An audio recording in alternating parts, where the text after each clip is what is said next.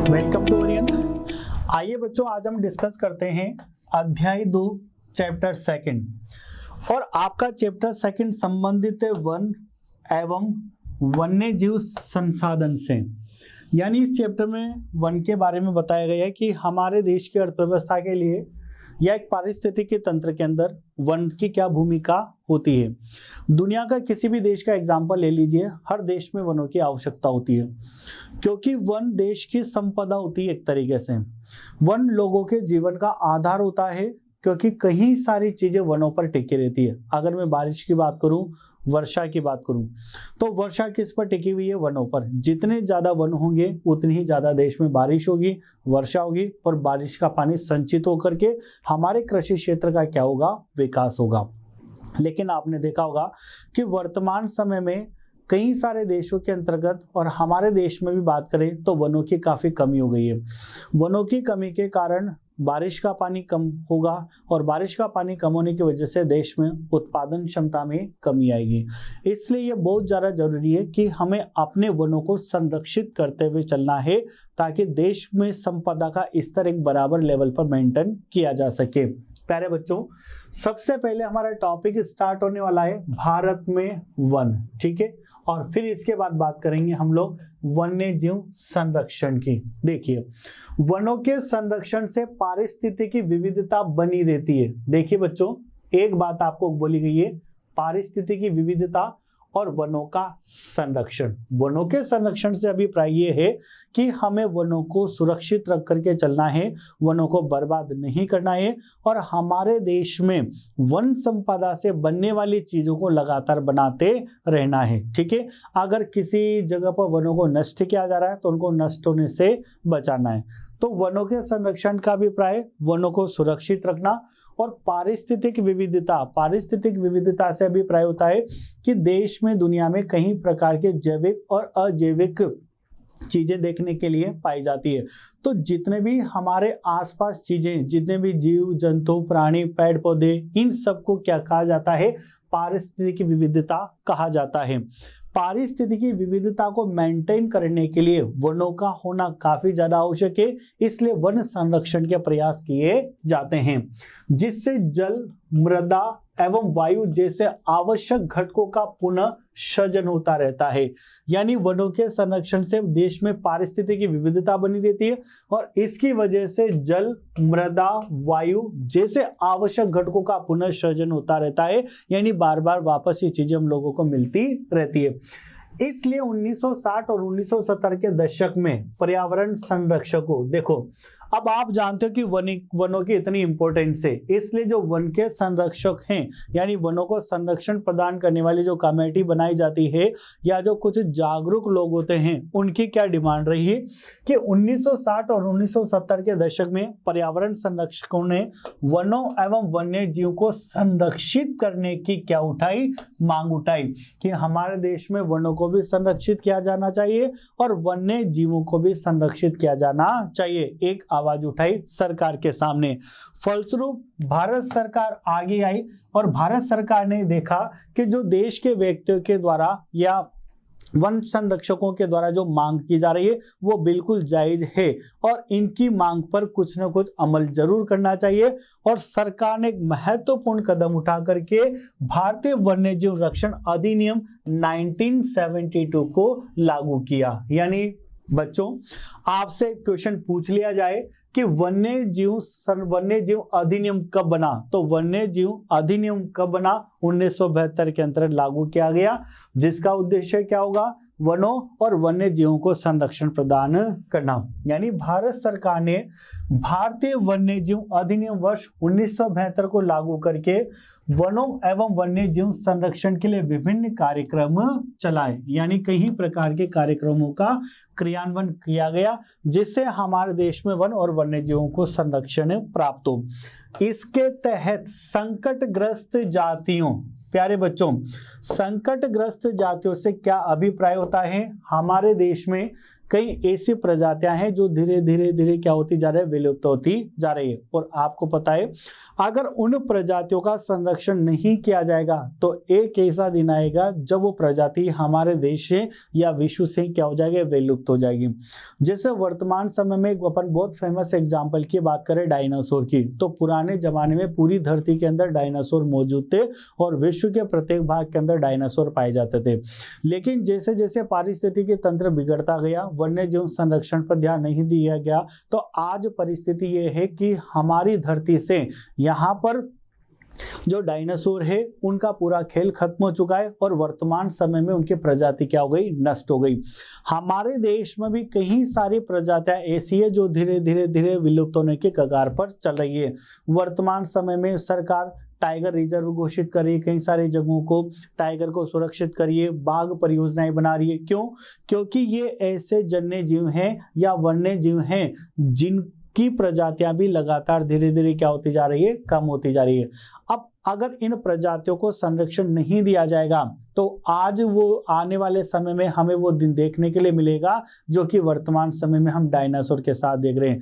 यानी कि अगर इनको संरक्षण नहीं दिया जाएगा तो आने वाले कुछ वर्षों में ये देखने के लिए मिलेगा कि वर्तमान समय में हमारे देश से जितने भी टाइगर हैं, जितने भी चीता और शेर हैं, वो सब क्या हो गए, गायब हो गए। इसलिए संकटग्रस्त जातियां यानी ऐसी जातियां जो धीरे धीरे विलुप्ति के कगार पर चल रही है, तो संकटग्रस्त जातियों के बचाव के लिए शिकार प्रतिबंधन पर, यानी आपको शिकार नहीं करना है, क्योंकि अगर शिकार किया जाएगा तो जातियां क्या हो जाएगी, विलुप्त हो जाएगी और वन्य जीव का जो खेल है या वन्य जीवों की जो संरचना है वो परिवर्तित तो हो जाएगी। वन्य जीव आवासों की कानूनी रक्षण, यानी जहां वन्यजीव आवास है उनको कानूनी रक्षण मिलना चाहिए तथा जंगली जीवों के व्यापार पर रोक लगाने पर बल दिया गया है। जंगली जीवों का व्यापार भी नहीं करना चाहिए। देखिए प्यारे बच्चों, कई सारे ऐसे जंगली जीव होते हैं जिनकी त्वचा को अगर निकाला जाए तो वो काफी ज्यादा मात्रा में या काफी ज्यादा कीमत पर बिकती है। क्यों? क्योंकि उनकी त्वचा से बहुत सारी कीमती वस्तुओं सेवाओं का निर्माण किया जाता है। इसलिए लोग क्या करते हैं, जंगली जीवों को मार करके उनकी चमड़ी को निकाल करके और उससे व्यापार करने की कोशिश करते हैं। लेकिन अल्टीमेटली क्या हो रहा है, ऐसा करने से इस व्यापार के चक्कर में हमारे देश की अर्थव्यवस्था से जो वन्य जीव का संरक्षण है वो लगातार धीरे धीरे खत्म होता जा रहा है। तो भारत सरकार ने इन सारी चीजों से बचने के लिए, हमने पढ़ा है कि पर्यावरण संरक्षकों की कहने पर, उनकी मांग पर भारत सरकार ने भारतीय वन्य जीव अधिनियम 1972 लागू करा। ठीक है, देखिए बच्चों आगे टॉपिक को अगर अपन बढ़ाते हैं तो वन संरक्षण के प्रयास, यानी हमारे देश में भारत सरकार ने वनों को संरक्षित करने के लिए किस प्रकार के प्रयास करे हैं, ताकि कई प्रकार के प्रोग्राम्स भारत सरकार ने चलाए ताकि वनों का संरक्षण किया जा सके। जैसा कि हम जानते हैं, अभी हमने पढ़ा कि वन किसी भी देश की प्राकृतिक संपदा का एक बहुत महत्वपूर्ण भाग होते हैं और जो देश इसके अंदर बहुत अग्रणी होता है उस देश का आर्थिक विकास का स्तर भी दूसरे देशों की तुलना में काफी ज्यादा होता है। तो भारत सरकार को लगा कि वन्य जीव संरक्षण और वन संरक्षण के लिए कुछ महत्वपूर्ण कदम उठाए जाने चाहिए जिससे वर्तमान समय में विलुप्त होने वाली प्रजातियों को बचाया जा सके और देश की आर्थिक संपदा की रक्षा की जा सके। तो टॉपिक है बच्चों आपका वन संरक्षण के प्रयास जो भारत सरकार के द्वारा अपनाए गए हैं। सबसे पहले बात करते हैं अपन यहाँ पर पे पहला पॉइंट, वन नीति की घोषणा 1952 में। ठीक है, यानी हमारे देश के सरकार ने 1952 में वन नीति की घोषणा करी जिसके अंदर वनों से संबंधित या वनों के विकास से संबंधित कई प्रकार के प्लान और पॉलिसीज फॉर्मुलेट करी गई है। तो वन नीति की घोषणा 1952 में करी गई। ठीक है, और 1988 में इसे क्या कर दिया गया, संशोधित कर दिया गया। प्यारे बच्चों बहुत ही इंपॉर्टेंट लाइन दी हुई है। सबसे पहले आपको यह बताया गया है कि हमारे देश में वन नीति की घोषणा कब करी गई, तो घोषणा करी गई 1952 के अंदर। लेकिन आप जानते हो कि जब भी भारत सरकार किसी भी प्रकार का कोई नियम बना देती है तो वर्तमान समय में कई प्रकार की परिस्थितियां, कई प्रकार के चेंजेस होते रहते हैं और सरकार को परिस्थिति के अनुसार उनमें अपने प्रोग्राम में कुछ नए नए नियम लाने पड़ते हैं या कुछ पुराने नियमों को हटाया जाता है या कुछ मॉडिफिकेशन किया जाता है। इसीलिए जब भारत में वन नीति घोषित करी गई 1952 में तो समय के अनुसार इसमें कुछ परिवर्तन करने की आवश्यकता हुई और जो कुछ प्रावधान इसके अंदर दिए गए थे उनको कुछ मॉडिफाई करा गया। इसलिए कहा गया है कि 1988 में से क्या किया गया, संशोधित करा गया, यानी दोबारा इसमें कोई नए फीचर्स जोड़े गए और पुराने फीचर्स को हटाया गया। दूसरी बात कहते हैं, अब देखिए बच्चों, वन नीति ये कहती है कि हमारे देश में लगभग 33% वन होनी चाहिए। हमारे देश की जो भूमि है उस पर लगभग कितने प्रतिशत वन होने चाहिए, 33% वन होनी चाहिए, क्योंकि पूरे देश की अर्थव्यवस्था किस पर टिकी हुई है, वनों पर टिकी हुई है। जितनी पर्याप्त मात्रा में हमारे पास वन होंगे उतनी ही पर्याप्त मात्रा में देश में खाद्य पदार्थों की पूर्ति हो पाएगी। हमारे देश की जो कृषि क्षेत्र है वो भी उतने ही रूप से विकसित हो पाएगा। ठीक है। दूसरी सबसे बड़ी बात, अकाल, बाढ़, भूकंप ऐसी परिस्थितियों से बचा जा सकेगा। तो वन नीति के अंतर्गत देश के कुल भौगोलिक क्षेत्रफल के, यानी हमारे देश का टोटल जितना भी भौगोलिक क्षेत्रफल है, यानी हमारे देश का टोटल जितना भी एरिया है, उस एरिया के कितने परसेंट की बात की जा रही है, उस एरिया के 33% भाग की बात की जा रही है। एग्जाम के पॉइंट ऑफ व्यू से काफी इंपॉर्टेंट है कि हमारे देश का टोटल जितना भी भूभाग क्षेत्रफल है उसके 33% भाग पर क्या होने चाहिए, वनों की उपलब्धता सुनिश्चित करनी चाहिए, यानी पूरे 33% वन होने चाहिए। अगली बात करते हैं, वन नीति के अंतर्गत मृदा अपरदन। मृदा अपरदन का मतलब होता है कि मृदा पहले की गुणवत्ता खराब हो रही है या भूमि की या फिर प्राकृतिक कारणों के कारण या मानवीय कारणों के कारण मृदा की उपजाऊ क्षमता को नष्ट किया जा रहा है, पानी के साथ बहकर के मृदा खत्म हो रही है, उसे कहा जाता है मृदा का अपरदन। बाढ़ नियंत्रण, यानी कभी भी वर्तमान प्रकृति का एक नियम है कि वो कभी भी बाढ़, भूकंप, अकाल जैसी स्थिति अपना सकती है जिस पर मानव का कोई कंट्रोल नहीं होता है। तथा मरुस्थलीकरण, मरुस्थलीकरण का मतलब होता है जहां पर भूमि की उपजाऊ क्षमता काफी कम है, जो सूखाग्रस्त क्षेत्र है, जहां पर बारिश की संभावनाएं काफी कम होती है, उन्हें मरुस्थलीकरण कहा जाता है। तो वन नीति के अंतर्गत ये प्रोग्राम रखा गया कि मृदा जो अपरदन होता है, मृदा का अपरदन, ठीक है, बाढ़ का नियंत्रण और मरुस्थलीकरण को रोकने के लिए भी इस नीति के अंतर्गत काफी ज्यादा कार्यक्रम चला करके और इसको नियंत्रित करने का प्रयास किया जाएगा। उसके बाद बात की जाती है अगली, निम्नीकृत भूमि। देखिए बच्चों, निम्नीकृत भूमि एक ऐसी भूमि होती है जहां पर भूमि की उत्पादकता में कमी आ जाती है और भूमि में की उत्पादकता में कमी आने को कहा जाता है निम्नीकृत भूमि। अब अगर निम्नीकृत भूमि है तो भूमि की उत्पादकता कम है, तो सरकार इस वन नीति के अंतर्गत इस निम्नीकृत भूमि की उपयोगिता को बढ़ाने के लिए या फिर इसकी उपजाऊ क्षमता को बढ़ाने के लिए कई प्रकार के कार्यक्रम चलाएगी। तो निम्नीकृत भूमि पर सामाजिक वानिकी के द्वारा वनावरण में वृद्धि की जाएगी। ठीक है, तो ये कुछ प्रयास थे, वन संरक्षण के प्रयास थे। आगे और प्रयास हम लोग डिस्कस करते हैं। देखिए, वृक्षारोपण, वृक्षारोपण का मतलब होता है वृक्ष लगाना, नए नए वृक्ष लगाना। आपने देखा होगा आज भारत सरकार ने लोगों को जागरूक कराए और जितने भी शैक्षिक संस्थान होते हैं वो काफी वनों को लेकर के जागरूक है, क्योंकि आज की जमाने में एजुकेशन सिस्टम बढ़ने से लोगों को ये पता चल गया है कि पेड़ों का क्या महत्व होता है, वनों का क्या महत्व होता है। इसलिए जगह जगह कुछ छोटे छोटे ऑर्गेनाइजेशंस बना करके जगह जगह पेड़ लगाने की कोशिश की जाती है, यानी वृक्षारोपण किया जाता है, ताकि प्रकृति में एक संतुलन बनाया जा सके और बारिश की संभावनाएं बराबर बनी रहे। तो देखिए, वृक्षारोपण के लिए यानी नए नए वृक्ष लगाना, वृक्षारोपण के लिए जन सहभागिता का मतलब होता है जिसमें लोगों की सहभागिता हो, को प्रोत्साहन देना भी इसका एक उद्देश्य रहे। यानी वृक्षारोपण के लिए भारत सरकार ने जन सहभागिता को प्रोत्साहन दिया है ताकि देश में वृक्षों की संख्या बढ़ सके। आगे बात करते हैं वन महोत्सव वर्ष 1950। प्यारे बच्चों, आपसे क्वेश्चन पूछा जा सकता है कि वन महोत्सव कब बना। तो वन महोत्सव का मतलब होता है वन पर महोत्सव मनाना या वन पर उत्सव मनाना, इसे कहा जाता है वन महोत्सव, जो 1950 में बनाया गया था। और किस लिए बनाया गया था? वनों को संरक्षण प्रदान करने के लिए बनाया गया था।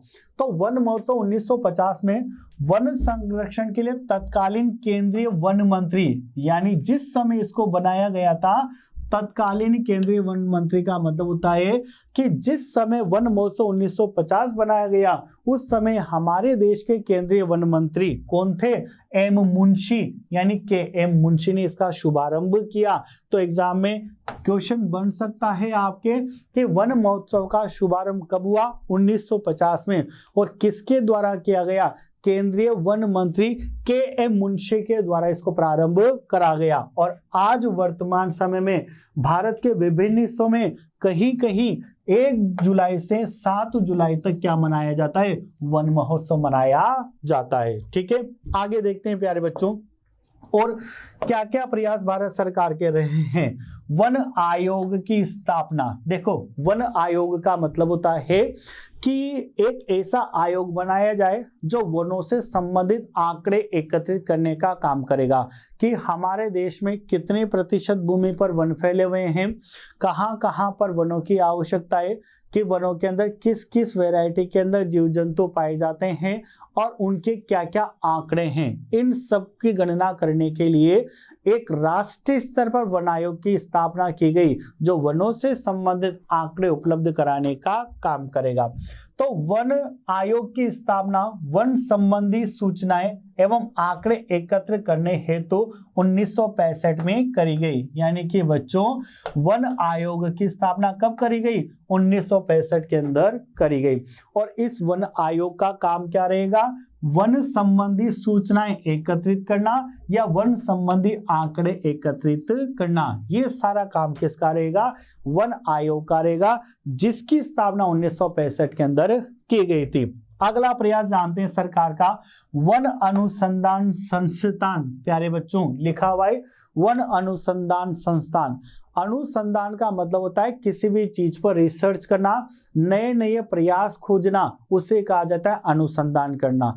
तो भारत सरकार ने वन अनुसंधान संस्थान यानी वनों पर अनुसंधान किए जाएं कि किस प्रकार के वन कौन कौन से क्षेत्रों के अंतर्गत देखने के लिए पाए जाते हैं और वनों को किन किन चीजों की आवश्यकता है ताकि उनको प्रोटेक्ट किया जा सके, उनको संरक्षण प्रदान किया जा सके, वनों के अंतर्गत कौन कौन सी विविधताएं पाई जाती है, इन सब चीजों पर कार्य करवाने के लिए, शोध करवाने के लिए वन अनुसंधान संस्थान की स्थापना भारत सरकार के द्वारा की गई। तो वन अनुसंधान संस्थान की स्थापना वन एवं वन संबंधी शोध, यानी एक तो वन और वन से संबंधित शोध करने के लिए कहां पर करी गई? देहरादून के अंतर्गत की गई। अगर एग्जाम में क्वेश्चन बनता है कि वन अनुसंधान संस्थान कहां स्थापित करा गया, तो आंसर होगा आपका देहरादून के अंदर। आगे बात करते हैं विश्व पर्यावरण दिवस। काफी इंपॉर्टेंट जीके का क्वेश्चन है और अधिकतर बच्चों को इसका क्वेश्चन याद रहता है, आंसर याद रहता है। विश्व पर्यावरण दिवस बच्चों 5 जून को मनाया जाता है, जो कई सारे कॉम्पिटिटिव एग्जाम्स के अंदर पूछा जाता है। जब आप आगे जाकर के कॉम्पिटिटिव एग्जाम्स की प्रिपरेशन करोगे और वहां पर आप पुराने एग्जाम्स के पेपर देखोगे तो किसी न किसी पेपर में या बहुत सारे पेपर्स के अंदर आपको देखने के लिए मिल सकता है कि विश्व पर्यावरण दिवस कब मनाया जाता है। और जितने भी ऑब्जेक्टिव पेपर्स होते हैं उनमें ऑप्शंस लिखे रहते हैं। तो बच्चों, विश्व पर्यावरण दिवस मनाया जाता है 5 जून को। ठीक है, तो देखिए विश्व पर्यावरण दिवस प्रत्येक वर्ष 5 जून को मनाया जाता है। कब मनाया जाता है? प्रत्येक वर्ष 5 जून को विश्व पर्यावरण दिवस मनाया जाता है। आगे बात करते हैं ग्रीन इंडिया मिशन।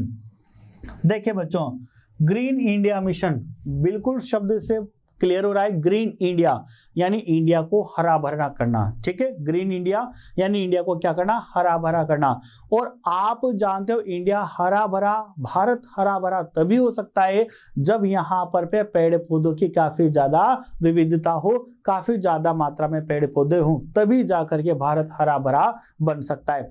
तो अल्टीमेटली वर्ल्ड से क्लियर हो रहा है ग्रीन इंडिया मिशन, यानी इंडिया का मिशन क्या रहेगा, उसको ग्रीन करना, या इस मिशन का उद्देश्य इंडिया को ग्रीन करना रहेगा। तो ग्रीन इंडिया मिशन देश में जलवायु परिवर्तन के प्रभावों को कम करके, क्योंकि आपको पता है कि जलवायु में परिवर्तन होने की वजह से हमारे देश में कई सारे पेड़ पौधों का नुकसान हो जाता है, वन खत्म होना शुरू हो जाते हैं, इसलिए फिर उनको वापस संरक्षित करने के लिए या उसी लेवल पर लाने के लिए ग्रीन इंडिया मिशन काम करेगा ताकि वापस उसको बनाया जा सके। तो ग्रीन इंडिया मिशन देश में जलवायु परिवर्तन के प्रभावों को कम करने हेतु वर्ष 2014 में प्रारंभ किया गया था। क्वेश्चन पूछा जाएगा आपसे कि भारत के अंदर ग्रीन इंडिया मिशन की स्थापना कब करी गई या ग्रीन इंडिया मिशन कब प्रारंभ करा गया। तो प्यारे बच्चों आंसर होगा 2014 के अंदर हमारे देश में ग्रीन इंडिया मिशन को लॉन्च करा गया। और इसके अंतर्गत वनावरण में 6 से 8 मिलियन हेक्टेयर की वृद्धि का लक्ष्य रखा गया। यानी क्या रखा गया कि ग्रीन इंडिया मिशन क्या करेगा, 6 से 8 मिलियन हेक्टेयर वनों की वृद्धि करेगा। यानी वर्तमान समय में जितने भी वन की क्वांटिटी है उसमें 6 से 8 मिलियन हेक्टेयर की वृद्धि करने का टारगेट ग्रीन इंडिया मिशन का रहने वाला है। ठीक है बच्चों, तो आगे टॉपिक को बढ़ाते हैं और भारत में वन्य प्राणी संरक्षण की बात करते हैं या जैव संरक्षण की बात करते हैं। अब देखो वन्य प्राणी संरक्षण का मतलब होता है, अभी अपन ने रिसेंटली में डिस्कस करा कि हमारे देश में वनों में पाए जाने वाले या वन क्षेत्र में पाए जाने वाले कई प्रकार के जीव जंतु निवास करते हैं, लेकिन हम क्या करते हैं, मानवीय कारणों के कारण कई तरीके से वनों की कटाई करते जा रहे हैं और जहां पर वन स्थापित होने चाहिए आज वहां पर पे कुछ जनसंख्या जाकर के रहने लग रही है। यानी कुछ मानवीय फैक्टर ऐसे जिनकी वजह से वनों धीरे धीरे समाप्त होते जा रहे हैं। कुछ प्राकृतिक कारण भी रहेंगे, यानी अगर प्रकृति के द्वारा अकाल बाढ़ भूकंप जैसी स्थितियां अपनाई जाएगी तो स्वतः ही वन धीरे धीरे क्या होते जाएंगे, समाप्त होते जाएंगे। लेकिन ऐसी स्थिति में होगा क्या, ऐसी स्थिति में उस चीज के बारे में सोचो जो पर्टिकुलर वहां पर पे निवास करते हैं, यानी जितने भी वन्य जीव जो जंगलों में रहते हैं, जो वनों में रहते हैं, तो फिर उनका क्या होगा। तो सरकार उनके लिए क्या काम करने वाली है, तो भारत में वन्य प्राणी संरक्षण यानी उनको कैसे संरक्षण प्रदान किया जाए इसके बारे में टॉपिक पढ़ना पड़ेगा, जिसे जैव संरक्षण के नाम से भी जाना जाता है। तो देखिए प्यारे बच्चों, वन्य प्राणी अधिनियम 1972 में पारित हुआ। वन्य प्राणी अधिनियम कब पारित हुआ, 1972 में। यानी इस अधिनियम के अंतर्गत ये टारगेट रखा जाएगा कि जितने भी प्राणी वन क्षेत्र में रहते हैं उनको सुरक्षित रखा जाए और उनको जिस तरीके का एनवायरनमेंट चाहिए उस तरीके का एनवायरनमेंट उपलब्ध कराने की कोशिश की जाए। लेकिन बात अगर आए कि वन्य प्राणी अधिनियम कब लागू हुआ, तो बच्चों वन्य प्राणी अधिनियम लागू हुआ है 1972 के अंदर, 1972 के अंदर। तो वन्य प्राणी अधिनियम 1972 में पारित हुआ, जो वन्य प्राणियों के संरक्षण तथा रक्षण की कानूनी रूपरेखा तय करता है, यानी किस प्रकार से उनका संरक्षण होना चाहिए। और इसको वर्ष 1991 में क्या कर दिया गया, संशोधित किया गया। अभी हमने थोड़ी देर पहले संशोधन का मतलब पढ़ा था। वन्य प्राणी अधिनियम जो 1972 बनाया गया, तो 1972 बनने के बाद इसमें संशोधन करा गया 1991 के अंदर। यानी इसमें कहीं और भी कायदे कानून या कहीं भी और नियम नए जोड़े गए और पुराने नियम जो हटाने चाहिए थे वो हटाए गए। संशोधन का मतलब होता है कोई नए नियम जोड़ देना या किसी पुराने नियम को हटा देना। तो वन्य प्राणी अधिनियम 1972 के अंतर्गत संशोधन हुआ इसमें 1991 के अंदर। अब देखिए बच्चों, देश में वन्य प्राणियों के संरक्षण के लिए वन्य जीव विहार, नेशनल पार्क, बायोस्फीयर रिजर्व बनाए गए हैं, यानी पर्टिकुलर ये वो प्लेस हैं जहां पर पे वन्य जीव बिल्कुल सुरक्षित रहेंगे और किसी व्यक्ति का यहाँ पर आने जाने का अधिकार नहीं होगा और इनको उन स्थानों पर वो सब सुविधाएं प्रदान करनी होगी उनके लिए जो उनके जीवन के लिए क्या है, आवश्यक है। तो इस संरक्षण अधिनियम के अंतर्गत या वन्य प्राणी अधिनियम के अंतर्गत हमारे देश में वन्य जीव विहार बनाए गए, नेशनल पार्क डेवलप करे गए और बायोस्फीयर रिजर्व बनाए गए ताकि इनको सुरक्षित या संरक्षण प्रदान किया जा सके। अगला पॉइंट डिस्कस करते हैं बच्चों, वर्ष 1992 में पर्यावरण संरक्षण हेतु, कब की बात की जा रही है, 1992 की। तो वर्ष 1992 में पर्यावरण संरक्षण हेतु नीतिगत दस्तावेज जारी किया गया। वर्ष 2006 में पर्यावरण नीति घोषित करी गई। अब यानी पर्यावरण पर एक नीति घोषित करी गई जिसको क्या नाम दिया गया, 2006। तो क्वेश्चन अगर बनता है कि हमारे देश में पर्यावरण नीति की घोषणा कब हुई, तो पर्यावरण नीति की घोषणा हुई है 2006 के अंदर। बाघ को आप जानते हो बच्चों कि हमारे देश का जो सबसे वर्तमान समय में विलुप्त होने पर जो सबसे मेन प्रजाति आ रही है वो बाघों की आ रही है। और आपको पता है कि बाघ हमारे देश का क्या है, राष्ट्रीय पशु है। अरे भाई, जब आपने बाघ को राष्ट्रीय पशु बना रखा है तो आपके देश का फर्ज है, आपके देश की सरकार का, प्रत्येक नागरिक का फर्ज है कि आपको बाघों को संरक्षण प्रदान करना पड़ेगा और इस प्रजाति को विलुप्त होने से बचाना पड़ेगा। वर्तमान समय में पूर्ण रूप से सुविधाएं नहीं मिलने के कारण, अकाल, बाढ़, भूकंप जैसी परिस्थितियां उत्पन्न होने के कारण और वन क्षेत्रों का सही तरीके से विस्तारण नहीं होने के कारण, सही तरीके से निगरानी नहीं होने के कारण दिन प्रतिदिन कई प्रकार से बाघों की मृत्यु होती जा रही है और लगातार बाघों की संख्या में क्या आती जा रही है, कमी आ रही है। जबकि बाघ हमारा कौन सा पशु है, राष्ट्रीय पशु है।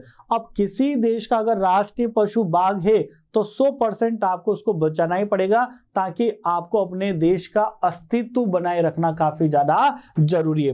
तो बाघ को देश का राष्ट्रीय पशु और भाई लोगों मोर को देश का राष्ट्रीय पक्षी कहा जाता है। राष्ट्रीय पशु कौन सा है हमारा, बाघ, और मोर क्या है, राष्ट्रीय पक्षी, जिसकी जनजाति भी धीरे धीरे विलुप्त होने के कगार पे है। राष्ट्रीय पशु भी धीरे धीरे विलुप्त होने के कगार पे है और राष्ट्रीय पक्षी भी धीरे धीरे विलुप्त होने के कगार पर है। और हाथी को क्या कहा जाता है, राष्ट्रीय विरासत पशु कहा जाता है। क्या कहा जाता है, राष्ट्रीय विरासत पशु कहा जाता है। राष्ट्रीय पशु बाघ है, राष्ट्रीय पक्षी मोर है और राष्ट्रीय विरासत पशु कौन है, हाथी है। इन सबको बचाना पड़ेगा हमें। तो इन हमारे देश में क्या करा गया, बाघ को देश का राष्ट्रीय पशु, मोर को देश का राष्ट्रीय पक्षी और हाथी को देश का राष्ट्रीय विरासत पशु घोषित करा गया। अब देखिए प्यारे बच्चों, बाघ परियोजना भारत सरकार के द्वारा लाई गई और बाघ परियोजना को लाने के पीछे जो उद्देश्य था वो क्या था। बाघ परियोजना को लाने के पीछे सबसे पहला उद्देश्य यह था कि हमारे देश में बाघों को संरक्षण प्रदान किया जाए। जो विलुप्त होने की जाति है उसको संरक्षण प्रदान करके इसको बचाया जाए ताकि देश के राष्ट्रीय पशु के रूप में ये हमारा देश विख्यात बन सके। तो देखो, अब भारत सरकार ने क्या क्या कोशिश करी, क्या क्या प्रयास करे इस परियोजना के अंदर। वन्य जीव संरचना में बाघ यानी कि टाइगर एक महत्वपूर्ण जंगली जाति है। सबसे बड़ी जंगली जाति कौन सी कहलाती है, बाघ कहलाती है, क्योंकि शेर जंगल का राजा होता है। ठीक है। वर्ष 1973 में अधिकारियों ने पाया कि देश में 20वीं शताब्दी के अंत में बाघों की संख्या अनुमानित 55,000 से घटकर मात्र कितनी रह गई, 1827 रह गई है। देखिए बच्चों, इतना बड़ा फैक्ट, कितना बड़ी सच्चाई आपके सामने बताई जा रही है कि 1973 के अंदर हमारे देश में बाघों की संख्या कितनी थी, 55,000। यानी कि जैव विविधता के अंदर बाघों का एक महत्वपूर्ण स्थान था और काफी सफिशिएंट क्वांटिटी में हमारे देश के अंदर बाघ थे। लेकिन आप ये देखो कि वर्तमान समय की अगर अपन बात करें, 20वीं शताब्दी के आरंभ में बात करें तो वर्तमान में संख्या घट करके कितनी रह गई है 1827। अगर तुलनात्मक दृष्टि से देखा जाए तो यूं बोला जा सकता है कि हमारे देश में बाघ बचे ही नहीं। कहां 55,000 की संख्या में बाघ उपलब्ध थे हमारे देश में और कहां केवल 1827 ही बाघ रह गए हैं। एक तरीके से ये जो जाति है वो विलुप्त होने के बिल्कुल कगार पर। तो सरकार बिल्कुल अलर्ट हो गई है और कई जगह पर अब बाघ परियोजनाएं लेकर के आ रही है, बाघों को संरक्षण प्रदान किए जा रहे हैं। आपने देखा होगा वर्तमान में रिसेंटली में एक न्यूज आई थी, ये हमारी जो सरकार है वो विदेश से क्या लेकर, नामीबिया से क्या लेकर के आई है, बाघ लेकर के आई, चीते लेकर के आई है। इसलिए लेकर के आई है क्योंकि संख्याएं कम हो रही है, उनका प्रोडक्शन किया जा सके, यानी उनके जोड़े बनाए और फिर उनसे और बाघों को, शेरों को उत्पन्न किया जा सके ताकि हमारी जनजाति को बचाया जा सके। लेकिन प्यारे बच्चों, वर्तमान में आप लोग अपडेट होते रहेगा, उसमें से भी कुछ एक दो चीते हैं उनकी क्या हो गई है, मृत्यु हो गई है। किस लिए? पूर्ण या पर्याप्त रूप से संरक्षण न मिलने के कारण। तो जहां 1973 में पाया गया कि हमारे देश में अनुमानित टोटल 55,000 बाघ हैं और वर्तमान में घट करके कितने रह गए, 1827 रह गए। तो बाघों को मारकर उनका व्यापार करने के लिए चोरी करना, आवासीय स्थलों को सिकुड़ना, भोजन के लिए आवश्यक जंगली उपजातियों की संख्या कम होना और जनसंख्या में वृद्धि बाघों की घटती संख्या का एक मुख्य कारण है। यानी हमारे देश में बाघ क्यों घट रहे हैं? एक तो लोग व्यापार करते हैं शिकार करके, तो देखते हैं बाघों को मारकर उनके व्यापार के लिए चोरी करना, ठीक है। आवासीय स्थलों का सिकुड़ना, यानी जहां पर वो रहते थे वो चीजें क्या हो गई, कम हो गई, उनके रहने के लिए पर्याप्त मात्रा में जगह नहीं मिल रही। भोजन के लिए आवश्यक जंगली उपजातियों की संख्या कम होना और जनसंख्या में वृद्धि बाघों की घटती संख्या के मुख्य कारण हैं। यानी इन सब के कारण हमारे देश में लगातार बाघों की संख्या क्या होती जा रही है, घटती जा रही है। बाघों की खाल का व्यापार और उनकी हड्डियों का एशियाई देशों में परंपरागत औषधियों में प्रयोग करने के कारण यह जाते विलुप्त होने के कगार पर है। देखिए, बाघ की जो चमड़ी होती है यानी जो स्किन होती है और बाघ की जो हड्डियां होती हैं, इनसे कई प्रकार की औषधियों का निर्माण किया जाता है और वो औषधियां किसको बचाने के लिए काम में ली जाती है, मानव को बचाने के लिए काम में ली जाती है। अब अगर नैतिकता का स्तर देखा जाए प्यारे बच्चों, तो क्या हो रहा है कि एक तरफ तो किसी की मृत्यु हो रही है और दूसरी तरफ उसकी मृत्यु से, उसकी खाल से या उसकी हड्डियों से चीजें बना करके, औषधियां बना करके किसी मानव को दी जा रही है और उसका जीवन सफल बनाया जा रहा है, उसको बचाया जा रहा है। ये कौन सी नैतिकता है? एक की मृत्यु दूसरे के लिए जीवन दान बन रही है। तो हमारे देश में क्या होता है या दुनिया के दूसरे देशों में भी क्या हो रहा है कि बाघों को किस लिए प्रयोग में लाया जा रहा है कि उनको पकड़ा जाएगा, उनका शिकार किया जाएगा, उनकी खाल निकाली जाएगी और उनकी जो हड्डियां होगी उससे क्या करा जाएगा, औषधियों का निर्माण किया जाएगा। तो बाघों की खाल का व्यापार, उनकी हड्डियों का एशियाई देशों में परंपरागत औषधियों के रूप में प्रयोग करने के कारण ये जाति विलुप्त होने के निकट पहुंच गई है। चूंकि भारत और नेपाल दुनिया के 2/3 बाघों की आवास उपलब्ध करवाते हैं। देखिए बच्चों, काफी इंपॉर्टेंट लाइन दी हुई है कि चूंकि भारत और नेपाल दुनिया के 2/3 बाघों को आवास उपलब्ध करवाते हैं। कुल मिलाकर के देश में, दुनिया में जितने भी टोटल बाघ हैं उनमें से 2/3 भाग, ठीक है, उनको रहने के लिए आवास केवल 2 ही देश करवा देते हैं, एक तो नेपाल और एक भारत। यूं कह सकते हैं अपन कि दुनिया के 75% भागों को रहने के लिए निवास स्थान किसके द्वारा उपलब्ध करवा दिया जाता है, भारत और नेपाल के द्वारा उपलब्ध करवा दिया जाता है। अतः ये देश ही शिकार, चोरी और गैर कानूनी व्यापार करने वालों के मुख्य निशाने पर हैं, यानी निशाने पर हैं। चोरी व्यापार करने वाले जानते हैं कि देश के 75% बाघों को संरक्षण या रहने के लिए स्थान भारत और नेपाल ही कराते हैं, इसलिए चोरी करने वालों के निशाने पर भी ये 2 ही देश हैं। कौन कौन से? भारत और नेपाल। आगे बढ़ते हैं बच्चों, प्रोजेक्ट टाइगर। हमारे देश की जो गवर्नमेंट है वो क्या लेकर के आई है, प्रोजेक्ट टाइगर, यानी टाइगर को बचाने के लिए क्या क्या प्रोजेक्ट लाए गए हैं। तो विश्व की बेहतरीन वन्यजीव परियोजना में से एक है, वेरी वेरी मोस्ट इंपोर्टेंट, विश्व की वन्य जीव यानी पूरे विश्व सभी देश अपने अपने हिसाब से वन्य जीव संरक्षण करने के लिए कई प्रकार की परियोजनाएं तैयार करते हैं, जिसमें से भारत की वन्य जीव परियोजना विश्व की वन्य जीव परियोजनाओं में सबसे सर्वश्रेष्ठ मानी जाती है। वह विश्व की बेहतरीन वन्य जीव परियोजनाओं में से एक है और इसकी शुरुआत वर्ष 1973 में हुई। प्रोजेक्ट टाइगर की शुरुआत कब मानी जाइए? 1973 के अंतर्गत प्रोजेक्ट टाइगर को शुरू करा गया। शुरू में इसे बहुत सफलता प्राप्त हुई क्योंकि बाघों की संख्या बढ़कर वर्ष 1985 में 4002 और 89 में 4334 हो गई थी। यानी जब प्रोजेक्ट टाइगर शुरू करा गया तो जहां 1985 में 4002 टाइगर थे, वहां पर 1989 में बढ़कर के कितने हो गए? 4334। यानी टारगेट सफल हुआ। जो प्रोजेक्ट टाइगर है वो काम कर रहा है हमारा, परंतु क्या अड़चन आई? आगे बढ़ते हैं। परंतु ठीक है, यानी क्या हुआ? 85 में 4002 टाइगर थे और 1989 में वो कितने हो गए? 4334। यानी प्रोग्राम सक्सेस हो रहा है, बाघों की संख्या बढ़ रही है, टाइगर की संख्या बढ़ रही है।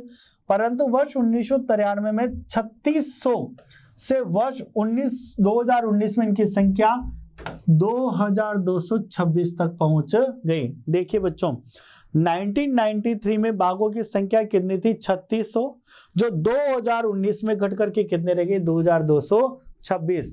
यानी कि टाइगर धीरे धीरे क्या होते जा रहे हैं? विलुप्त होते जा रहे हैं। इसका मतलब ये बोल सकते हैं हम कि प्रोजेक्ट टाइगर इस वाले टाइम पीरियड में 1985 से लेकर 1989 में तो सक्सेस हुआ, लेकिन उतनी अच्छी तरीके से काम नहीं कर पाया। किस किस के बीच में? 1993 से लेकर के 2019 के बीच में, क्योंकि यहाँ पर टाइगर की संख्या बढ़ने की बजाय क्या हो गई? घट गई। फिर आगे आपसे बात बोली गई है कि भारत में 71,027.10 वर्ग किलोमीटर पर फैले हुए 50 बाघ रिजर्व हैं। यानी इतने एरिया में 50 बाघ रिजर्व हैं। बाघ संरक्षण मात्र संकटग्रस्त जाति को बचाने का प्रयास नहीं है, अपितु इसका उद्देश्य बहुत बड़े आकार की जीव जाति को भी संरक्षण देना है। यानी केवल इसका उद्देश्य यही नहीं है कि बाघों को बचाया जाएगा। आप जानते हो कि पारिस्थितिकी तंत्र में क्या होता है, हम तो इंसान हैं, हमारा सादा सिंपल सा भोजन करते हैं और जीवन को जीते हैं, लेकिन पारिस्थितिक तंत्र के अंतर्गत क्या होता है? एक जीव दूसरे जीव का भक्षण करता है, फिर दूसरा जीव तीसरे जीव का भक्षण करता है, फिर तीसरा जीव चौथे जीव का भक्षण करता है। इस तरीके से पारिस्थितिकी तंत्र पर्यावरण में चलता रहता है। अब इनमें से अगर कोई एक चीज धीरे धीरे गायब होना शुरू हो जाएगी तो इसका मतलब तो होगा कि सारा पारिस्थितिकी तंत्र क्या हो जाएगा? बिगड़ जाएगा। तो बाघों को संरक्षण देने का मतलब केवल उनकी संख्या बढ़ाना ही नहीं है, बल्कि पारिस्थितिकी तंत्र को बचाए रखना भी है। उत्तराखंड में कार्बेट राष्ट्रीय उद्यान, देखिए बच्चों, उत्तराखंड में किसकी बात की जा रही है? कार्बेट राष्ट्रीय उद्यान। आपसे पूछा जा सकता है कि कार्बेट राष्ट्रीय उद्यान कहां पर है? तो आपका आंसर होगा उत्तराखंड में। पश्चिम बंगाल में सुंदरवन राष्ट्रीय उद्यान, और सुंदरवन राष्ट्रीय उद्यान कहां पर है? पश्चिम बंगाल के अंदर है। मध्य प्रदेश में बांधवगढ़ राष्ट्रीय उद्यान, बांधवगढ़ राष्ट्रीय उद्यान कहां है? मध्य प्रदेश के अंदर। और राजस्थान में सरिस्का वन्यजीव पशु विहार, राजस्थान में क्या है? सरिस्का वन्यजीव पशु विहार। असम में मानस बाघ रिजर्व और केरल में पेरियार बाघ रिजर्व भारत में बाघ संरक्षण परियोजनाएं के उदाहरण हैं। यानी हमारे देश में इन सब बाघ परियोजनाओं पर काम किया जा रहा है, या हमारे देश में बाघों को बचाने के लिए ये सारी बाघ परियोजनाएं चलाई जा रही है। इनको और अच्छे से एक बार देखेंगे बच्चों। उत्तराखंड में क्या रहेगी? कार्बेट राष्ट्रीय उद्यान है। पश्चिम बंगाल में सुंदरवन राष्ट्रीय उद्यान बनाया गया है। मध्य प्रदेश के अंदर बांधवगढ़ राष्ट्रीय उद्यान बनाया गया है। राजस्थान में सरिस्का वन्यजीव पशु विहार बनाया गया है। असम के अंदर मानस बाघ रिजर्व बनाया गया है और केरल के अंदर पेरियार बाघ रिजर्व बनाया गया है। ये सब इसके उदाहरण हैं। अब देखिए बच्चों, अगला टॉपिक डिस्कस करते भारत में वन प्रबंधन। भाई आप जानते हो प्रबंधन का मतलब होता है मैनेजमेंट। अगर किसी काम के अंदर मैनेजमेंट नहीं है तो आप जानते हो वो काम प्रॉपर तरीके से कभी भी नहीं हो सकता। आपको अपनी पढ़ाई में भी प्रबंधन यानी प्रबंध करना पड़ता है, मैनेजमेंट बिठाना पड़ता है, ठीक है। यानी आपको क्या होता है, सक्सेस होने के लिए हर चीज को मैनेज करना है। आप जितने भी सब्जेक्ट पढ़ते हो, आपका जो स्कूल टाइम है, आपका जो क्लासेस पढ़ने का टाइम है, आपका जो खेल कूद का टाइम है, और हर सब्जेक्ट को कौन से टाइम पर कब पढ़ना है, ये सारा ही टाइम आपको क्या करना होता है, मैनेज करना होता है, तब जाकर के आपको सक्सेस मिलती है। तो प्यारे बच्चों, आप जिस तरीके से डिसाइड करते हो कि हमें इन बिटवीन ये वाला सब्जेक्ट पढ़ना है, इन बिटवीन ये वाला सब्जेक्ट पढ़ना है, तो क्या हो रहा है, आप चीजों को मैनेज कर रहे हो, और जितनी अच्छे से आप चीजों को मैनेज करते हुए चलोगे, उतने ही काफी बेटर रिजल्ट आप लोगों के सामने आएंगे। इसी प्रकार से हमारे वन क्षेत्र को भी सुरक्षित करने के लिए एक प्रबंधन क्षेत्र या प्रबंधन बनाया गया, जिसको भारत में वन प्रबंधन के नाम से जाना जाता है। तो प्यारे बच्चों, भारत में वन प्रबंधन को 3 भागों में बांटा जाता है। कितने भागों में बांटा जाता है? 3 भागों में। सबसे पहला आता है आरक्षित वन। सबसे पहला क्या आता है? आरक्षित वन। दूसरा आता है रक्षित वन, और तीसरा आता है अवर्गीकृत वन। यानी हमारे देश में वन प्रबंधन की बात करें तो वन प्रबंधन को 3 क्षेत्रों के अंतर्गत बांटा गया है। सबसे पहला आरक्षित वन, दूसरा रक्षित वन, और तीसरा आता है अवर्गीकृत वन। ये भारत में वनों का प्रबंध है। अब बात करते हैं कि आरक्षित वन के अंदर क्या क्या चीजों को शामिल किया जाता है। तो देखिए, देश में आधे से अधिक वन क्षेत्र आरक्षित वन घोषित किए गए हैं। यानी टोटल जितने भी वन हमारे देश में, उसमें आधे से ज्यादा वनों को कौन सी श्रेणी में रखा गया है? आरक्षित वनों की श्रेणी के अंतर्गत रखा गया है। तो देश में आधे से अधिक वन क्षेत्र आरक्षित घोषित किए गए। जहां तक वन और वन्य प्राणियों के संरक्षण की बात है, वहां आरक्षित वनों को सर्वाधिक मूल्यवान समझा जाता है। यानी अगर अपन वन और वन्य प्राणियों के संरक्षण की बात करें तो सबसे ज्यादा मूल्यवान कौन से होते हैं? आरक्षित वनों को सबसे ज्यादा मूल्यवान समझा जाता है। दूसरा आता है बच्चों रक्षित वन। तो वन विभाग के अनुसार देश के कुल वन क्षेत्र का 1/3 भाग रक्षित है। 1/3 भाग का मतलब होता है 1/3। यानी देश में टोटल जितना भी वन क्षेत्र है, उसका 1/3 भाग रक्षित वन की श्रेणी में गिना जाता है। और इन वनों को और अधिक नष्ट होने से बचाने के लिए इनकी सुरक्षा की जाती है। और सबसे अंतिम आता है अवर्गीकृत वन। तो अन्य सभी प्रकार के वन और बंजर भूमि। बंजर भूमि का मतलब एक ऐसी भूमि जहां उत्पादन क्षमता काफी ज्यादा कम है, जहां पर वस्तुओं से का उत्पादन है बहुत कम होता है, जो बंजर है बिल्कुल।